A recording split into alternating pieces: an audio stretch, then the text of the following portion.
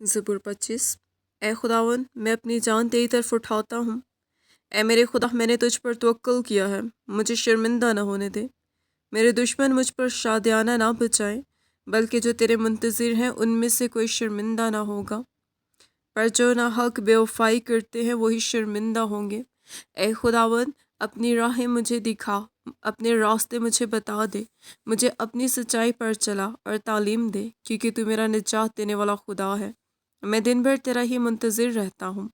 ए खुदावन, अपनी रहमतों और शफ़क़तों को याद फरमा, क्योंकि वो अज़ल से हैं। मेरी जवानी की ख़ताओं और मेरे गुनाहों को याद न कर। ए खुदावन, अपनी नेकी की खातिर अपनी शफ़क़त के मुताबिक मुझे याद फरमा। खुदावन नेक और रास्त है, इसलिए वो गुनहगारों को राह हक़ की तालीम देगा। वो हलीमों को इंसाफ की हिदायत करेगा। हाँ, वो हलीमों को अपनी राह बताएगा। जो खुदावन के अहद और उसकी शहादतों को मानते हैं, उनके लिए उसकी सब राहें शफ़क़त और सच्चाई हैं। ए खुदावन, अपने नाम की खातिर मेरी बदकारी माफ़ कर दे, क्योंकि वो बड़ी है।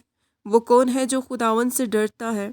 खुदावन उसको उसी राह की तालीम देगा जो उसे पसंद है। उसकी जान राहत में रहेगी और उसकी नस्ल ज़मीन की वारिस होगी। खुदावन के राज को वही जानते हैं जो उससे डरते हैं, और वो अपना अहद उनको बताएगा। मेरी आंखें हमेशा खुदावन की तरफ लगी रहती हैं, क्योंकि वही मेरा पाँव दाम से छुड़ाएगा। मेरी तरफ मतवज्जा हो और मुझ पर रहम कर, क्योंकि मैं बेकस और मुसीबत ज़दा हूँ। मेरे दिल के दुख बढ़ गए।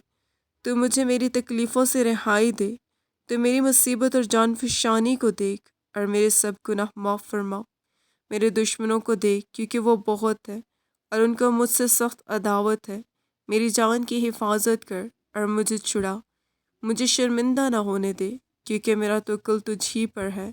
दयानतदार और रास्तबाजी मुझे सलामत रखे, क्योंकि मुझे तेरी ही आस है। ए खुदा, इसराइल को उसके सब दुखों से छुड़ा ले। आमीन।